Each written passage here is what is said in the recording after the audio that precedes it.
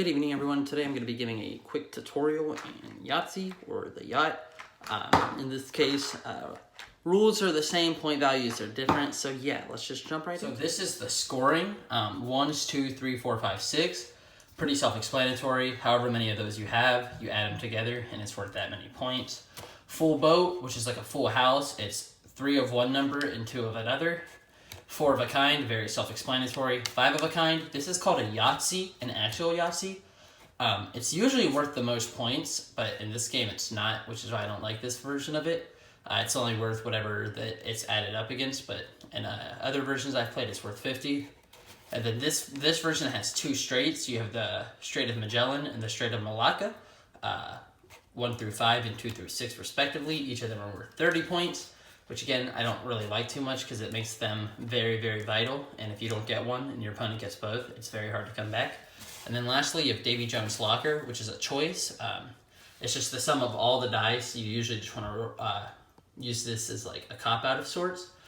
Some versions of Yahtzees will have to where if you get 35 points in the 1 to 6 column, like if all this adds up to 35, you'll get 35 additional points. This one does not. So yeah, let's get into the examples for the game. All right, so on Yahtzee, you have 5 dice. Okay, pardon for the cam. It's not the best camera, but this is the best we can do right now. You have 5 dice. So yeah, you roll them in this 2.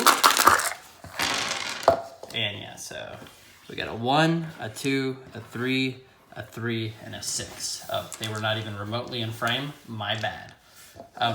So there's a few things we could go for here. If I wanted to, I could chase 3s. But in this case, I'm just going to go for the Strait of Magellan, which is 1, 2, 3, 4, 5.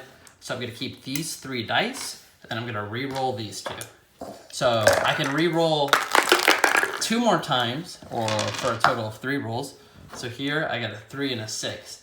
This is not looking like it's going to go my way. So I could either roll 1 more time with these 2 and hope I roll a 4 and a 5. Or I can keep these 2 3s and then throw these 3 back in and go for 3s. On my last roll, I'm going to have to hope that I get more 3s for the 3 column. So yes, perfect. I got 1 more 3. So now I will use the 3 column and it will give me 9 points. Unfortunately, I cannot use the 3 column again. So that's where like the strategy comes in. So yeah, let's give another example. So your opponent would go after that, but I'm playing alone right now. So let's say I'm going for a full house right now, 1s and 4s, full boat. And let's say that I just don't get it. So there's my first reroll, and there's the second reroll. Oh no, I don't get it. What do? I have a few options. I can just burn a category that I don't think I'll get, like 5 of a kind if I wanted to. Or I could take a smaller number. In this case, I would go for the 1s category since I still get 2 points. And it's the category with the least maximum points. And yeah, so it's all about trying to maximize your point totals. And whenever luck's not on your side, taking the decision with the most minimal risk. Hopefully this makes sense. It's a lot of fun. And yeah.